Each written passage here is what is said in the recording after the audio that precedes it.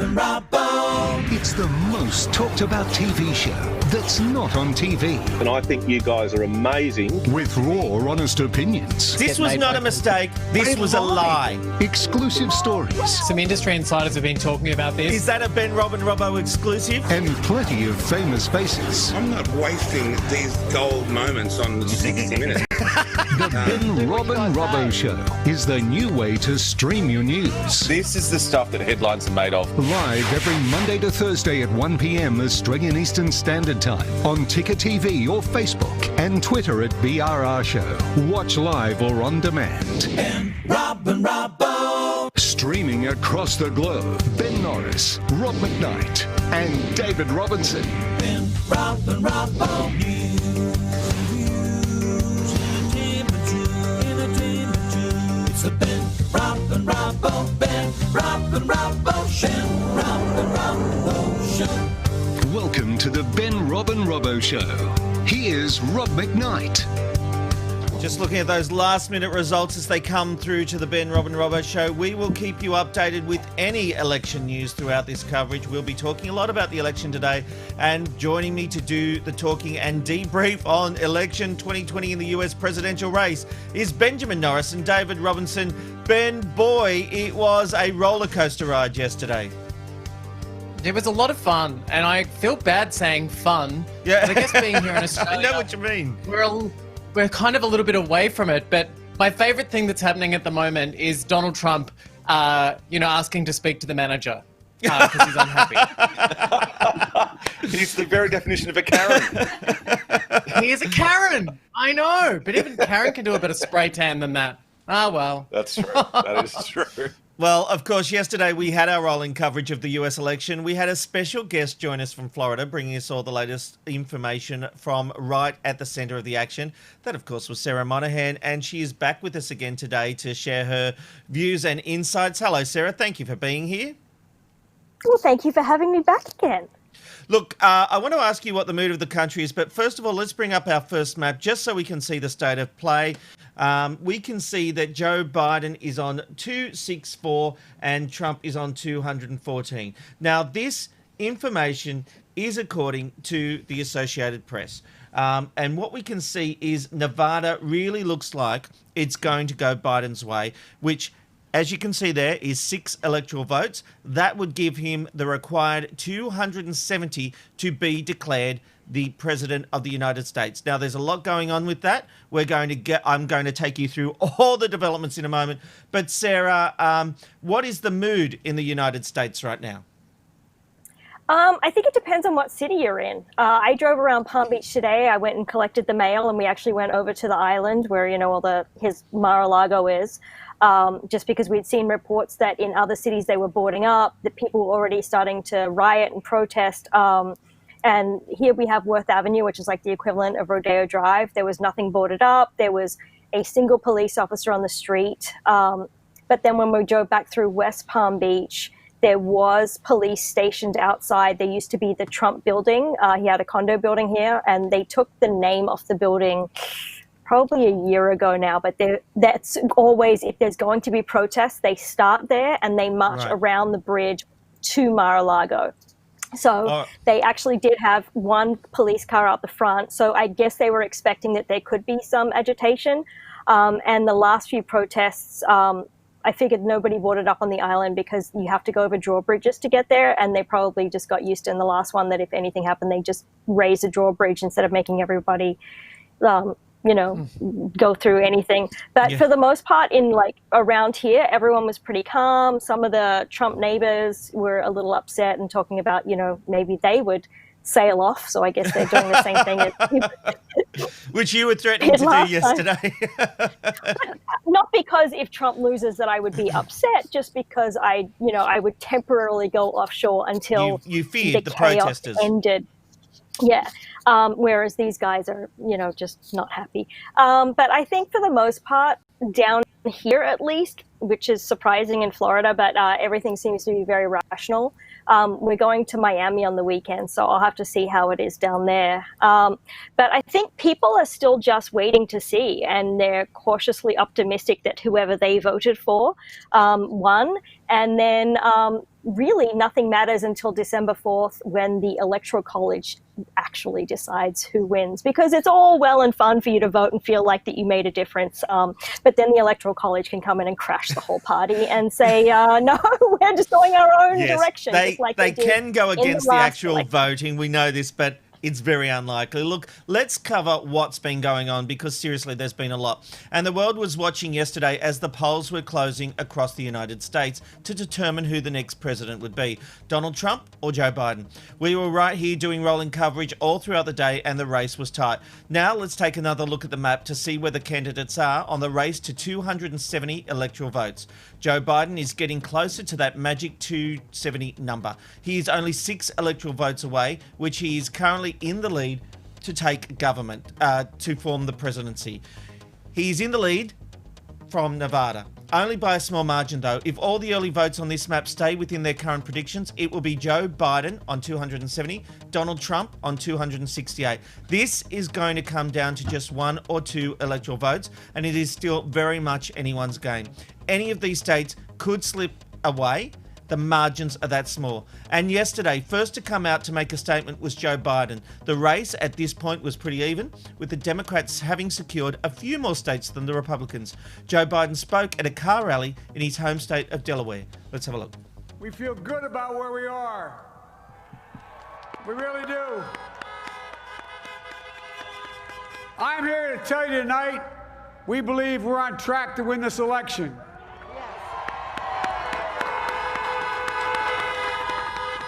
We knew, because of the unprecedented early vote and the mail-in vote, that it was going to take a while. We're going to have to be patient until the hard work of tallying the votes is finished.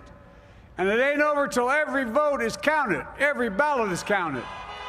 You know, we could know the results as early as tomorrow morning, but it may take a little longer. As I've said all along, it's not my place or Donald Trump's place to declare who's won this election. That's the decision of the American people.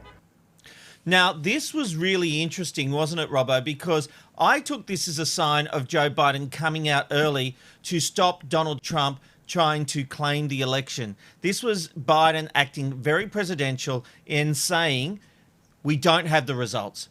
Don't try to claim anything without going for Trump or anything. It just seemed to me to be his way of being proactive against what he expected from Trump.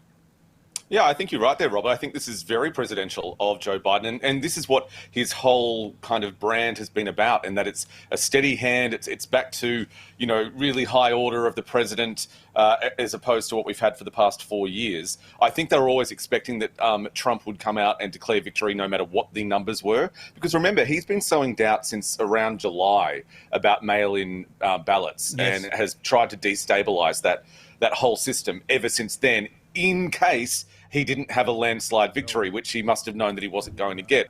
I thought this was good, Joe Biden. I think the annoying thing is, I think with elections, especially one with you know, like this, is that, you know, you never really know, you know, the winner on the day.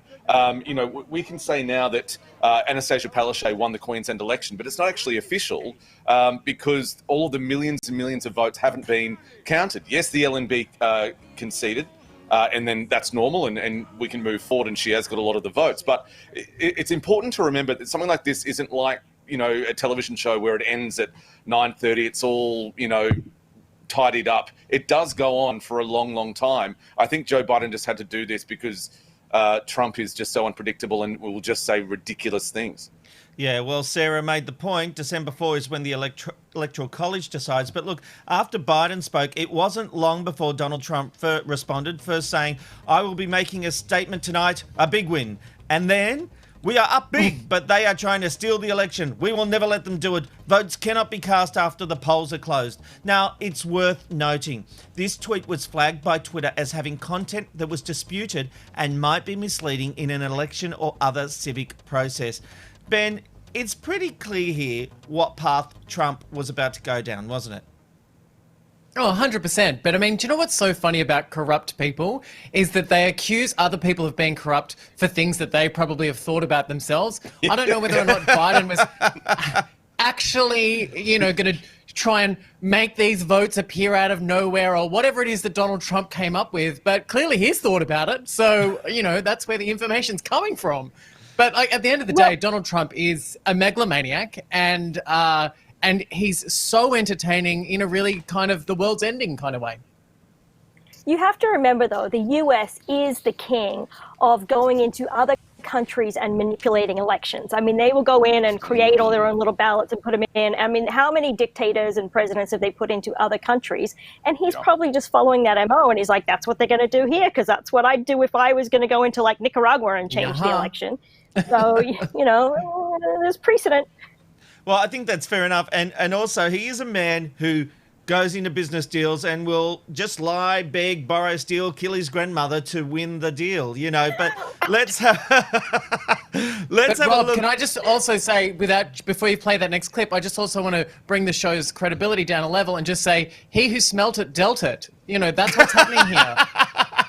No, that is the quote of the 2020 US presidential election, I think. He who smelt it dealt it. There you go.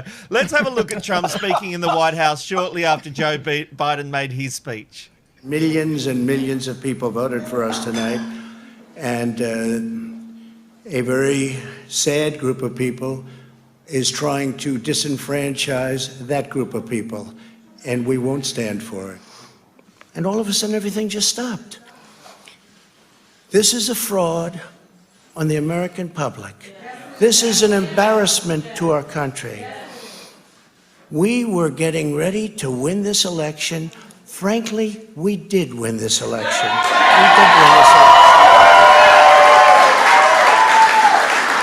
So our goal now is to ensure the integrity for the good of this nation. This is a very big moment.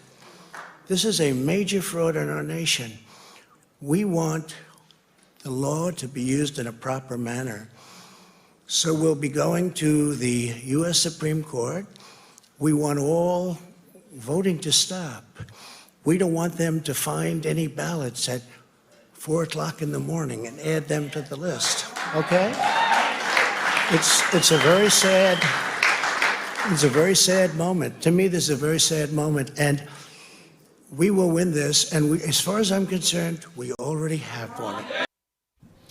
Well, Biden responded on Twitter by saying it's not my place or Donald Trump's place to declare the winner of this election. It's the voters' place. And then, we feel good about where we are. We believe we are on track to win this election. And it wasn't only Biden and his supporters who were shocked by this. Let's have a look at what happened during NBC's coverage of Donald Trump's speech when he tried to claim victory in many states.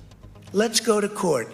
And did I predict this, Newt? Did I say this? I've been saying this from the day I heard they were going to send out tens of millions of ballots. We're listening to the president speaking at the White House, but we got to dip in here because there have been several statements that are just frankly not true. The president going through some of the states, stating that he has prevailed in those states, naming Georgia, saying they're winning Georgia, or that they won Georgia, there's no way they'll catch us, that they're winning Pennsylvania, won Michigan. The fact of the matter is those states have not come close to counting all of their vote. There's still outstanding vote. Do we have a moment to go to Chuck? We'll keep our ears on this and promise to go back as news events warrant. But just can you explain why it is that it's not possible for anyone to say they've won in this particular state? Right. So what we have here, first of all, Sarah, this is fascinating to me because I feel like Trump has been lying through the media for 4 years, well, even in the lead up to his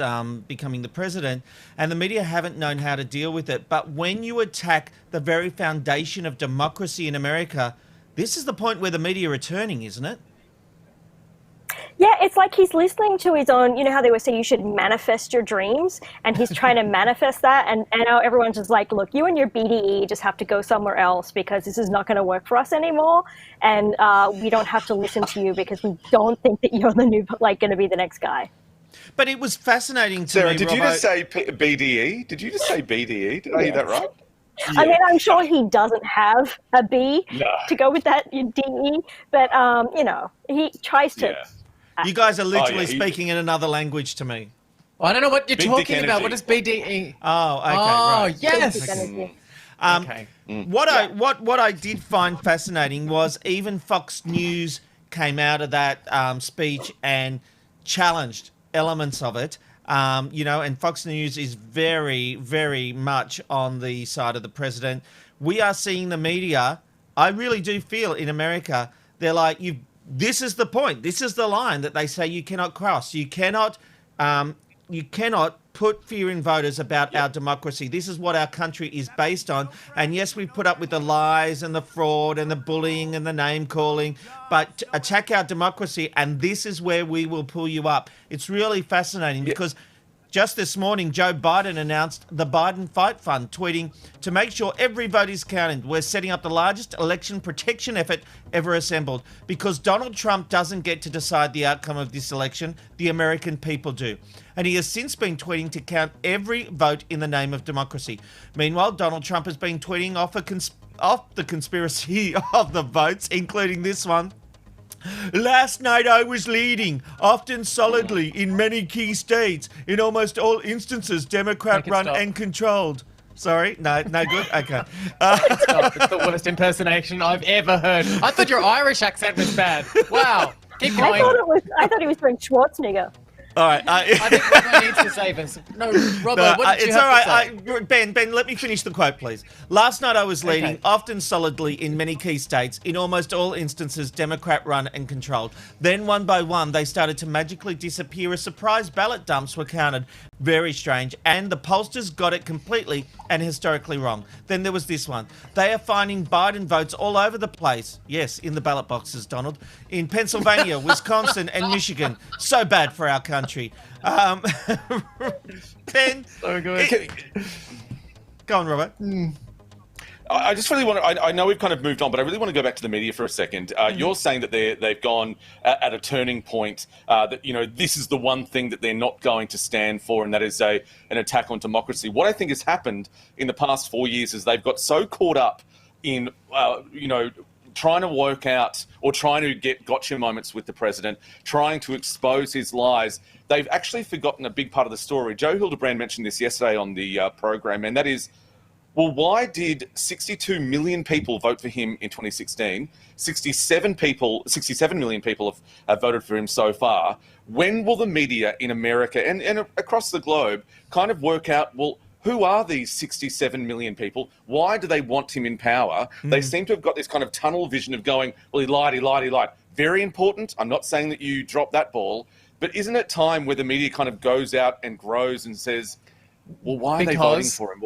What is it? Because these days, I will say this, I've said this before on this show, you can be a good person or a bad person, but as long as you are truthful about your duality, people still seem to like you. It's very strange because, some of the people who you'd think should be villains in this day and age have really got a huge support network behind them.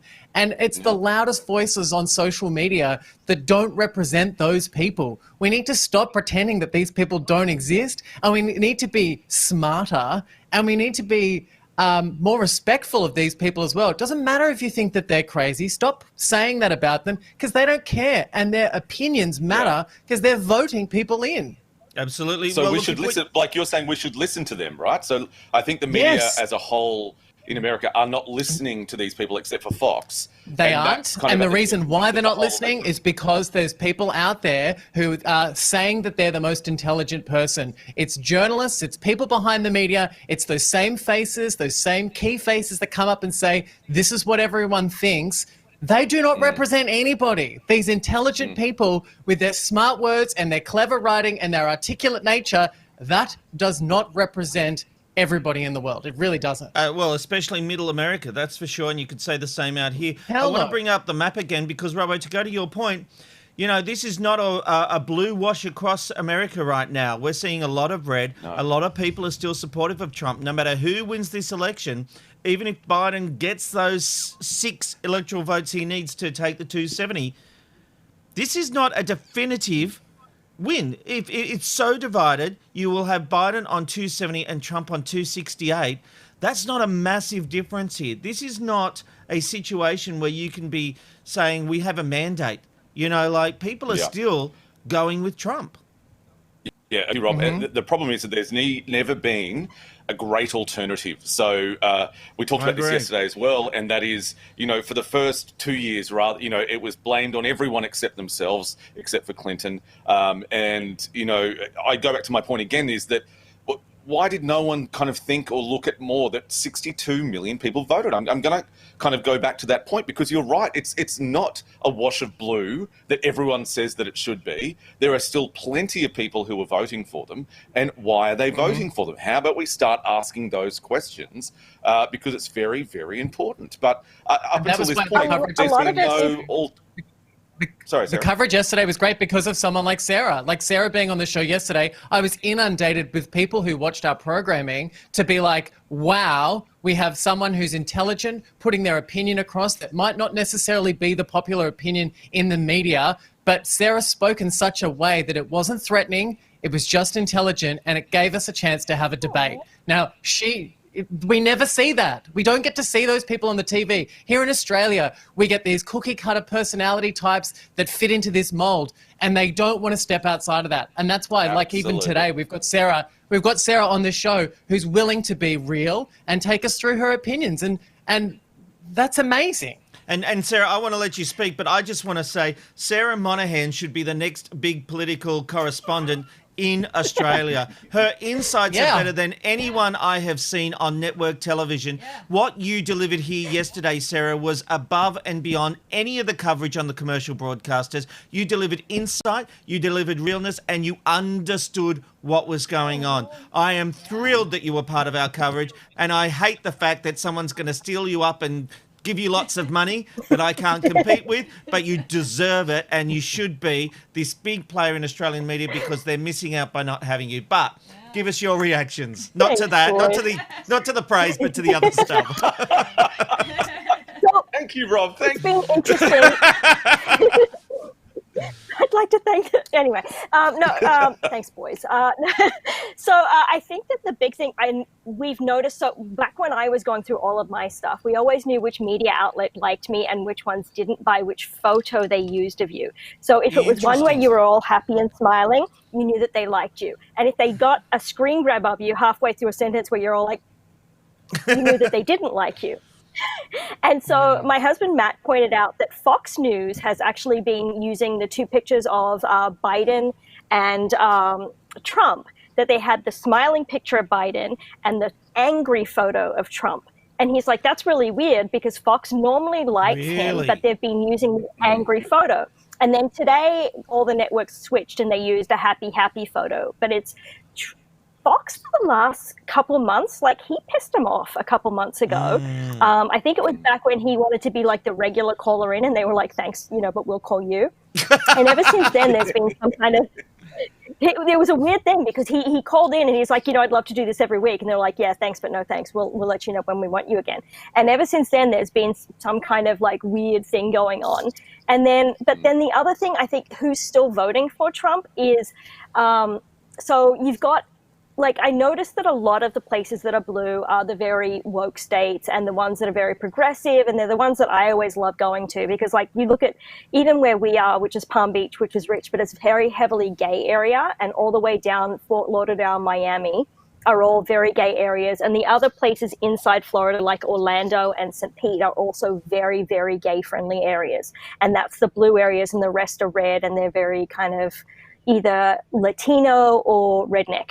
And then you've got the California coast where you've got all your stoners, you've got all of your actors, because actors are always going to vote Democratic or they'll never work again. And then you've got the flyover states are red.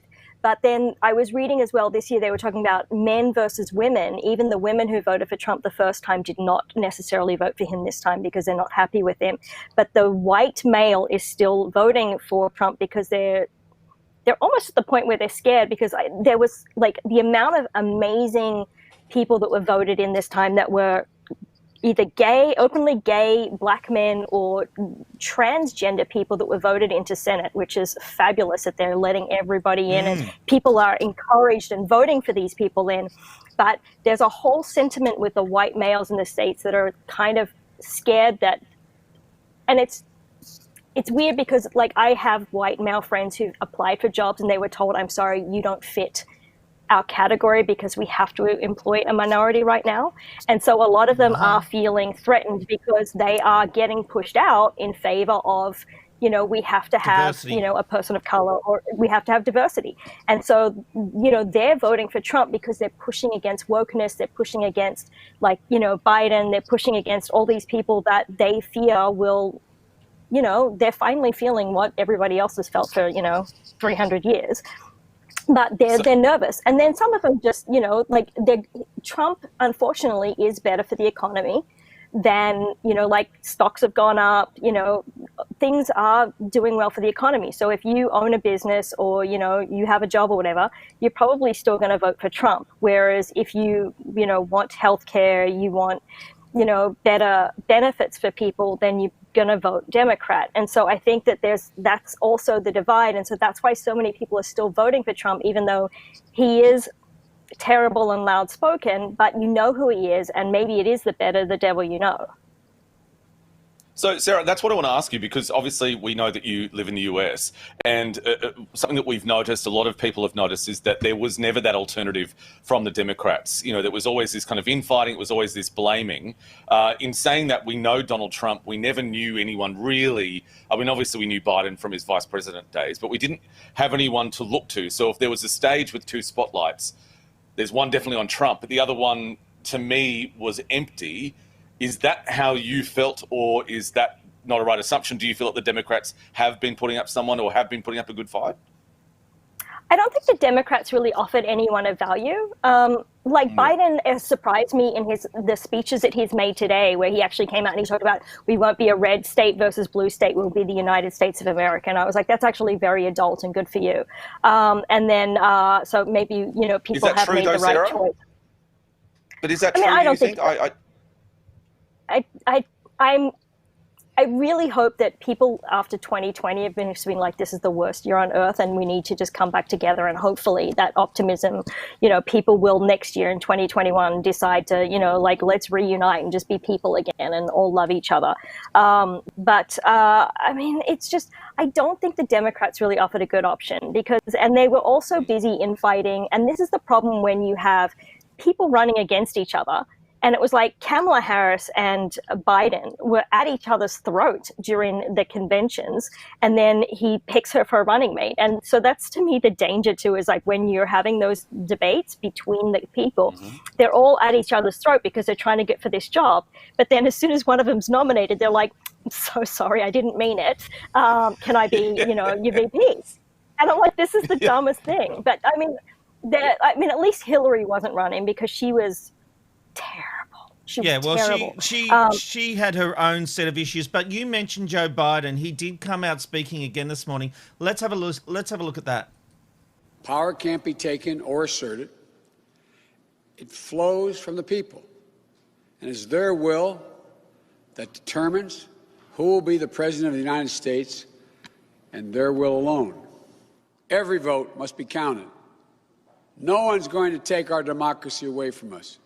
Not now, not ever. America's come too far. America's fought too many battles. America's endured too much to ever let that happen. We, the people, will not be silenced. We, the people, will not be bullied. We, the people, will not surrender. My friends, I'm confident we'll emerge victorious. And look, if Biden or Trump come out and speak while we are on air, we will bring that to you. But Trump's lawyer and advisor, former New York Mayor Rudy Giuliani, well, he spoke this morning. You've got to have a look at this. And this is among one of the most anti-democratic things I've ever seen or encountered. And it's not just here in Philadelphia. This is going on all over the country. We have filed a lawsuit. The lawsuit actually required that when these mail-in ballots that are highly suspicious anyway, this form of balloting has always been considered the most prone to fraud. That's according to the New York Times when it didn't apply to candidate President Trump. Well, we were supposed to be allowed by law to observe the counting of the ballots. Now, observe means to any intelligent person being able to look at it. The way it's interpreted by the Democrat crooked machine of Philadelphia is that the observers can be 20 or 30 feet away. This went on for 20 hours. While all of you thought there was some kind of legitimate count going on here in Philadelphia, it was totally illegitimate. So we went back to court, and we went before a Democrat judge. No need to tell you what the result in Philadelphia is if you're before a Democrat judge. Obviously a political hack who doesn't know the meaning of the word observe. I remember the days when Rudy Giuliani was the world's mayor after 9/11. He had so much love and support. And He now could have run for president and won. Oh, he could have. Absolutely, Sarah.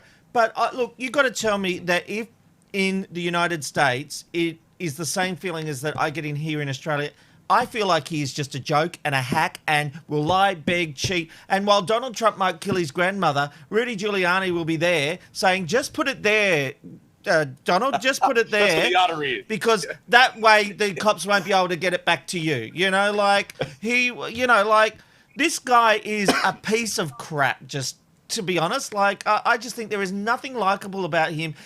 All the goodwill that he had, Sarah, is completely flushed down the toilet. Does he really believe that people are going to look at this and believe him, or do they believe him? I don't think everyone I know used to love Giuliani, like loved him. Yeah. He really was America's mayor. I was one of them. And now everyone was just like, what happened? Like, they don't understand. Like, did he take the poison tea? Like, we don't. I can't explain what's happened to Giuliani. I used to love the guy, and now I'm just like, please go away.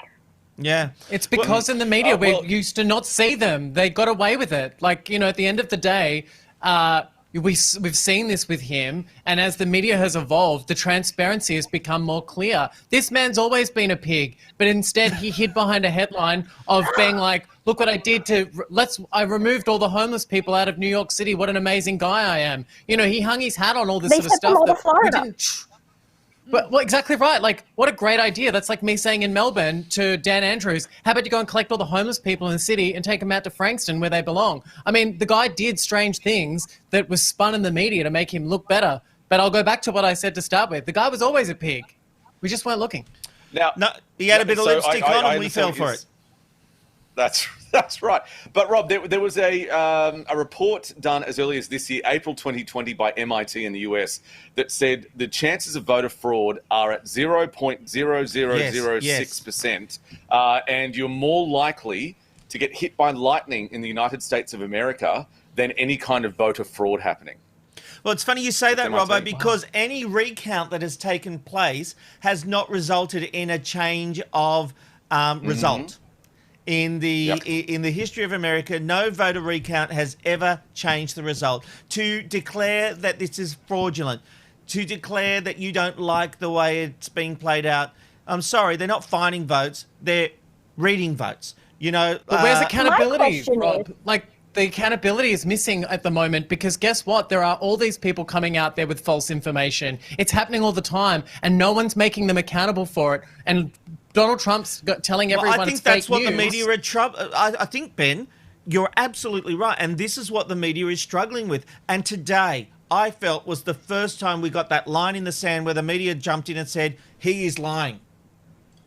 Yeah, but he's frightened the media. He's literally to the free press. And Meryl Streep said this when she was inundated at the Golden Globes. She said, we need to respect the media because it's their job to take these people to task. It's their job to report the news. And whilst they are being intimidated by a man who is intimidating them 100%, we aren't getting the information that we deserve. But they're also not doing their jobs properly. Like I said earlier in the show, I agree with you. They're not doing their jobs properly. They need to go and find out why these people are voting for him. Absolutely. You're right about that, but how do you call a serial liar out each and every time? It is a very tough situation. You have to keep up the... There should be two prongs. I'm going to let Sarah go. Sarah's tried 3 times to jump in. Sarah. If Biden wants all the votes counted and Trump saying don't count these votes, but then all the votes come in and they are for Trump, will both sides accept those extra votes that came in? Well, that's a very good point. Trump's assuming those votes won't be for him because what we're seeing is the mail-in voting process is skewing towards the Democrats. So the Republicans... Can I quickly answer Robbo's question? So sorry, I thought you were finished. But I just was going to say, Robbo has... Let me finish this point and then you can jump in. The Republicans... what they found in previous elections and this election will walk into the ballot booth while Democrats are voting by mail, which is why Trump is so scared of mail-in votes being counted. Ben? I just was saying, Robbo brought up a really valid point a few times through the show about who are these people and why are they voting like this. And I will tell you, we aren't talking about it, but there is a backlash when it comes to marriage equality, Black Lives Matter. All of these things that we've needed to talk about for a very long time has frightened white privileged men into thinking that their power is being taken away. And of course, they're going to look at Donald Trump. And this whole thing that's happened this year has allowed these people to, it has frightened them to the point of feeling like, well, hang on a sec, I always had the power. How do I maintain this? And that is that they have this Buddha. And I don't mean to say that in a derogatory term, but they've got this man that represents a culture that's slowly dissipating right in front of their eyes. Agreed. Yeah, I really agree with that. Now, you do also have a large population of Black people that will also vote for Trump because they feel like the Democrats treat them like children. Because when they do the things like, you shouldn't have to have an ID to vote because like Hispanics and Black people, can't afford an ID. And they're like, I can get an ID. It's not that hard, and stop treating me like a 3-year-old. And so there's also that group of people who don't like the Democrats, who traditionally have treated them. They pander to them saying that we're giving you stuff, but there's a group of them that are like, I don't need you to treat me like I need things from you. I'm a grown adult. I can get my own job. I can do my own things. And so because you're treating me like a child, I am going to vote Republican because they treat me like just a regular another person voter. Yeah. Mm-hmm. Look, I want so to bring... fascinating. Yeah, well, look, Trump supporters are hearing him loud and clear. He sent out an email with the subject, I warn the nation. In it, he says things like the radical left is going to do whatever it takes to try and rip a Trump-Pence victory away from you. I'm asking my fiercest and most loyal defenders like you to fight back. And he seems to be having some success. We're seeing protests beginning at polling stations across the states, telling them to stop counting.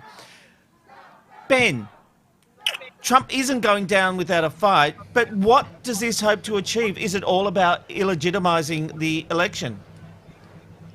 Well, bad behavior breeds bad behavior, and Donald Trump's gotten away with this for so long, and this is the theme of this whole show today, and that, of course, he is going to come out and say this. No one's taken him down for trying to discredit people before, but I also said this at the start of the show. It's hilarious. Donald Trump's trying to call the manager. That's all he's trying to do. He is a Karen. Well, can I put a point? Yeah, that's true, Sarah. Can I put a point to you, though?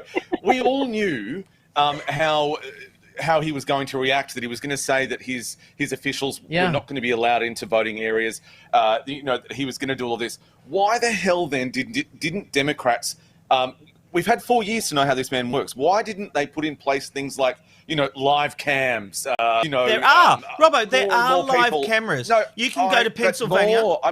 I'm saying more. I'm saying have more people in there. All I'm saying is do all of those things. I know I've seen live cameras in the ballot rooms, but they're coming from quite soothing. I was watching fake news media. They're coming from fake news media. So there must have been some way that they could have worked this out, where every time he would come out with some outlandish thing, which we knew he would, it's like he's reading a script, that they were able to do that.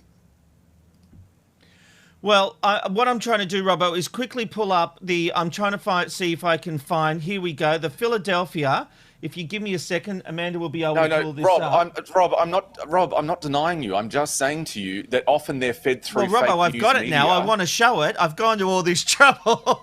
So let's show the viewers of what we're talking about. Yeah, fantastic. But, yeah. What's wrong, Robbo? I'm loving this four-way box. This four-way box is so like, oh, there's a person. Oh, my God. Ooh. This is kind of soothing. Is that what they're counting votes?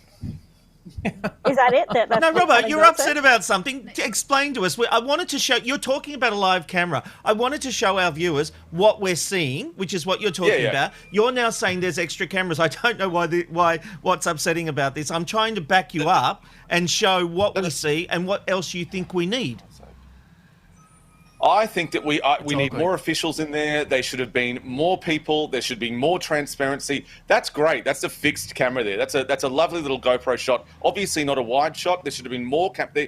Every single inch of every single voting place should have been covered with a GoPro by the Democratic Party. It's as simple as that, because all you're allowing with that shot. So we all know Donald Trump. He'll look at it and go, okay, so I can see 1, 2, but I know that there are 3 other voting stations. I can't see them on camera. They're doing something dodgy. That's what I'm saying. Great live shot, beautiful live shot. They should have known from the beginning that he was going to do this. They're not prepared, as usual, and they're just going to go and They have observers from the Democratic and Republican But Party. Trump has come out repeatedly saying that his people are not allowed in those voting areas. Now, But that's a Trump lie. can say what he wants. That is a lie, I know Robbo. that. I know.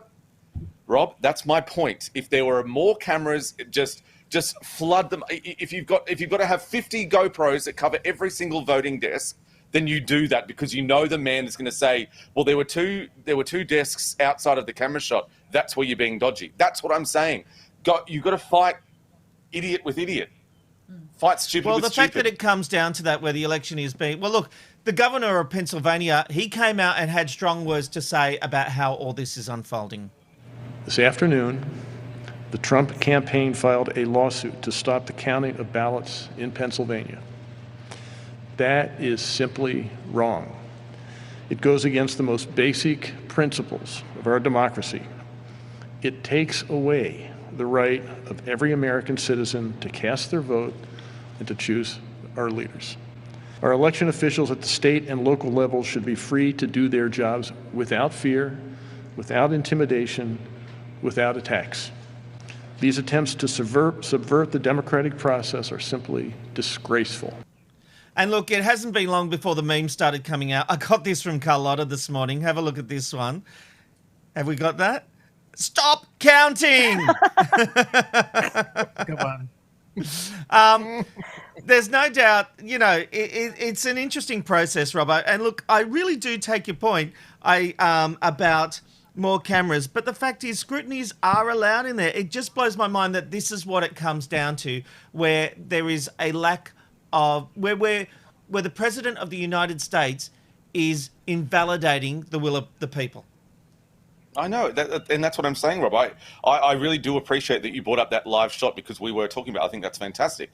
I just think that he's going to invalidate, even if there's a person that's half in shot, he might say that to that counter, well, who's feeding him or her votes? That's all I'm saying, and maybe it's a pie in the sky kind of idea that you could possibly record and officially document every single every single counter. I know that's not right, but.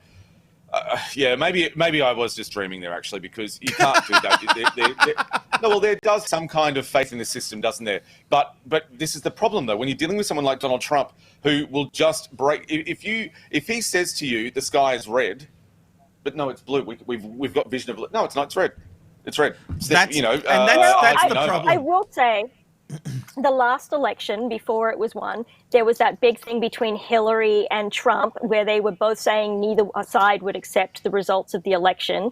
And there was, it was a huge fight. It was a shit fit over that, about who would accept, who wouldn't accept. And they thought that Hillary wouldn't accept, and Trump tried to push her into saying that she would accept, and then she did.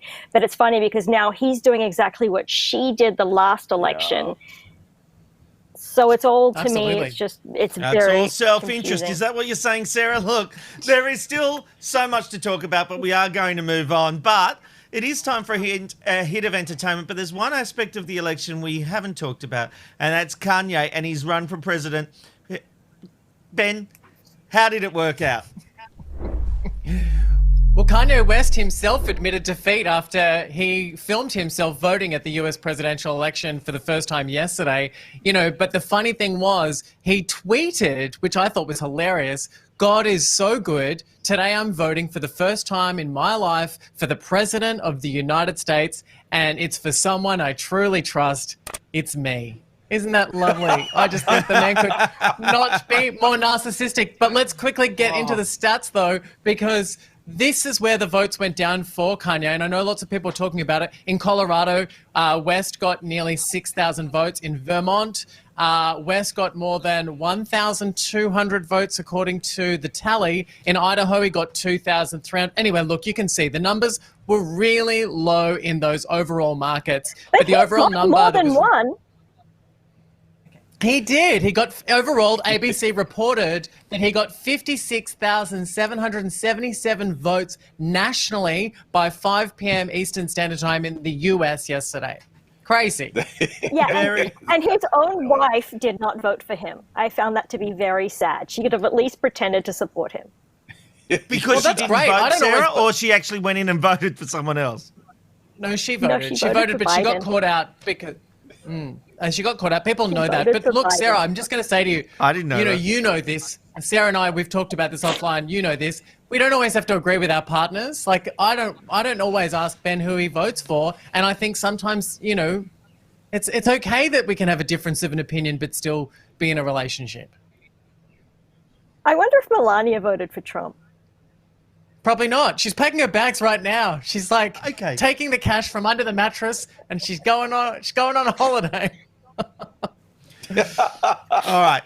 Well, thank you, Ben. Look, you know what? It's a bit of a crazy day and our rundown's out the window, but I think we need a change of pace. And for that, we need none other than the lovely Jo Casamento. Hello, Jo. Woo! How's your post-election going? She's on guest 3, Amanda. Oh! Hey, wow, watch us go. Hang on. What did I do? I felt like Ozzy Osbourne. Oh, no, she jumped off. Maybe she thought we weren't going to get to her. I saw her earlier and then she disappeared. Well, why don't you on this day and then you can work this out? Well, that went well. Let's do on this day. Yeah. You better believe it. Now, obviously, November 5th is so boring. There's nothing going on at the moment. So let's look back at what's happened on this day throughout history. And it was on this day in 1935 that the Parker brothers launched the game of Monopoly, created to demonstrate theories of economy, in particular, taxation. Now it has been licensed locally in more than 103 countries and printed in more than 37 languages with multiple spin-offs and even a competitive World Championships. And on this day in 1937, Adolf Hitler informed his military leaders in a secret meeting of his intentions of going to war. It was only 2 years later when World War II began. And finally, it was this day in 1955, this is great, that Marty McFly travelled back in the future. Oh, love Back to the future. Back to the future. Yeah, I'm just waiting for this. November 5th, 1955. Yes, of course, November 5th, 1955. And I'm pretty sure that Michael J. Fox there was holding a JVC camcorder. Rob, remember JVC? They were always the people who gave away prizes on Australia's Funniest Home Videos. So I'm sure that was that. Fun fact, yes? The D Generation, or The Late Show, actually stole the one that was used as the prop in Australia's Funniest Home Videos because they did a pilot for Channel 9 and they stole that to use to film their segments and kept using it when they went to the ABC. There you go. Oh, brilliant. I loved that. I've never heard that. Back to you, Rob. All right. Now, Ben, we're going to do some entertainment because our lovely Jo has disappeared. So I think we need to find out what's happening in the world of entertainment. So let's go over to you. And I've got to say, we're getting some serious news about Michael J. Fox. He's one of the most loved actors to date, with classic roles in the TV series Family Ties, Back to the Future, which Robbo just mentioned. Yes. But he has something to share, and it is really powerful. Yeah, Rob, thanks for that. MJ, probably one of my favourite actors of all time. He really hasn't had one of the easiest of rides after his diagnosis with Parkinson's disease. But you know what? He saved some of his most powerful storytelling till now. And he's got a book that's just come out, which is quite amazing, to be honest with you. There's a simple message that he has been able to give, which I think is relevant for all of us. This was a part of the interview. Check it out. Part of what I arrive at when I come back to find optimism again is that it's really rooted in gratitude and being grateful for things in life. And then this thing came to me that when you have gratitude, optimism is sustainable. Wow. It's so good. Wow. And the thing about Michael J. Fox is sharing something simple like that is just so good, because I think it's something we can all take out of it. That book is out now, so you can go and check it out. So, Ben, tell me, please, we're having so much bad news in 2020, but is one of our favourite shows coming to an end? Yeah, well, a lot of my friends will laugh at this because they all know that I love Grey's Anatomy. It's been on TV for 17 years, yet in an interview pre-promoting Grey's Anatomy's 17th series, Ellen Pompeo has come out casually mentioning about the unprecedented COVID-19 season, which will maybe their last. Look, the whole show comes down to her relationship with Shonda Rhimes, and they both have always said without the other, they won't continue. Her contract hasn't been signed, so she did say to this journalist when being asked about it that they kind of don't know the future, but the truth is this year really could be their last. Here's Ellen discussing her journey with the character Meredith Grey. Take a look. Now the show has gone on so long that we all care so deeply about every aspect of the show. And it's interesting doing a show for this long and having this much perspective. I don't know how Chandra feels about it, and I've said this publicly before, I've had whole seasons where I'm just so exhausted and so over it, I'm just really kind of checked out. I don't care about my storyline. I just have to do whatever I have to do to get through, right? It's amazing. Look, the show's still going for 17 years. I mean, still been going. It's just crazy. But I'm sure that they'll make an announcement on that pretty soon. Do you watch the show, Robbo? No, I don't, and I've been told that I should, but I don't like when people come out and say, "Oh, look, I'm getting $1 million an episode, and I'm just checking out."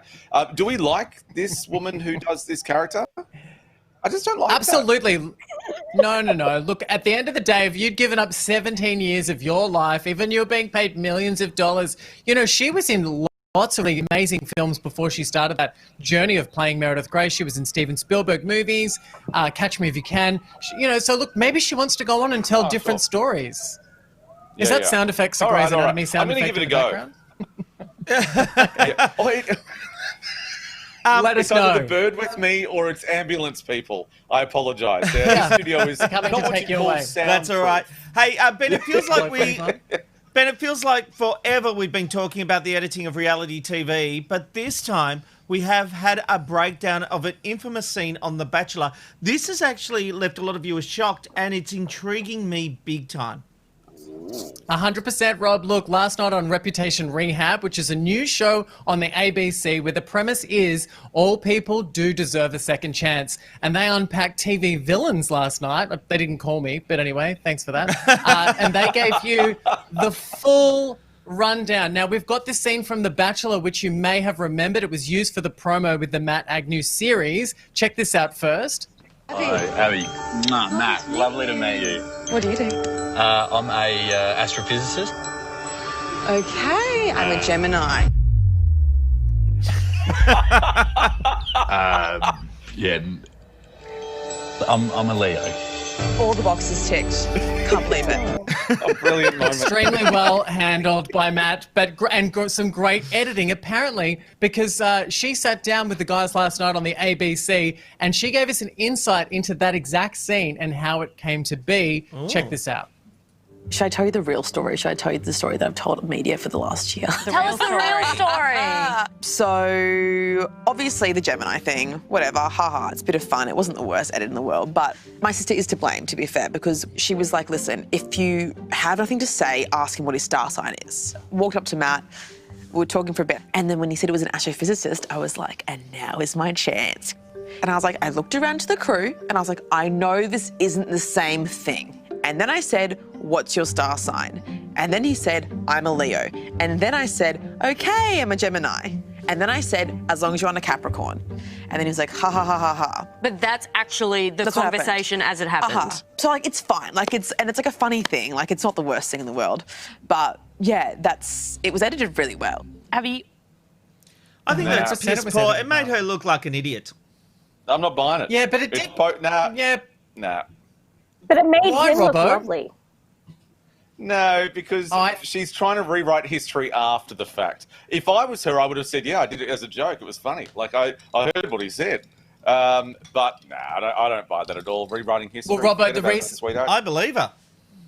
Yeah, I believe her because look, at the end of the day, that editing makes a lot of sense to me because even the way that ad came together, it's great television. And I actually don't think that's a bad job from the executive producers. I think it's a great job. And I think she was in on the joke, really. And I think he was in on the joke. There's no real harm there, really. Come on. With reality TV, they only made me look more interesting, to be honest with you. Well, Ben, we're on the home stretch, and I want to try and get some feedback out. But the election, it's a good time to try and hide some breaking news that many hope will be lost in the media. Who has just dropped a bombshell? Yeah, well, look, I know we have plenty of Real Housewives of Beverly Hills fans that follow us on this show. Now, Erica Jane and Tom Girardi broke up after 21 years of marriage. They announced that on the day of the election. Now, guys, I just want to let you know that Tom Girardi, he was the infamous lawyer behind the Erin Brockovich lawsuit, and he is a billionaire. And let me tell you, the story that you might not know, because I know you both don't watch it, is that he's 80 and she's in her 40s. And so there's all these people saying she's a gold digger. Now, she has spent the entire run of her time on the show showing an authentic relationship with Tom, and it's been really beautiful to watch. So this is groundbreaking. It's a huge shock, and it doesn't matter who you are out there. You'll be discussing how much money Erica Jane's going to walk away from that divorce, let me tell you. That's really that is interesting.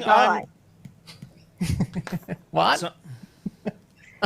He's 80. I mean, she could have just waited a couple Sarah, years, right? I was thinking the same thing. Is that terrible? Why get the divorce when really just wait a couple of years? Well, look, we have a little bit of receipts. We've got some receipts, guys, because I'll be dead in 10.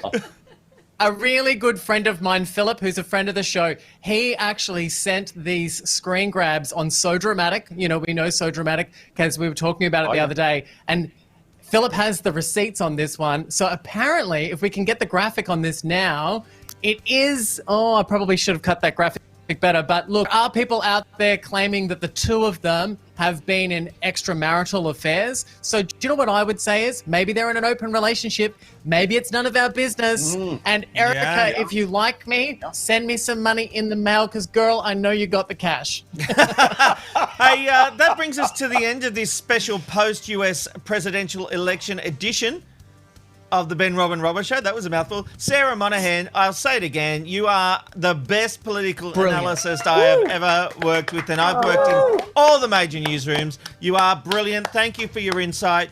We will see you on Monday on the Ben Robin Robbo Show. Sarah, we will see you in TV Black Box on Tuesday morning, the podcast. See you next week, guys. It's the Ben Robin Robbo, Ben Robin Robbo, Ben Robin Robbo Show.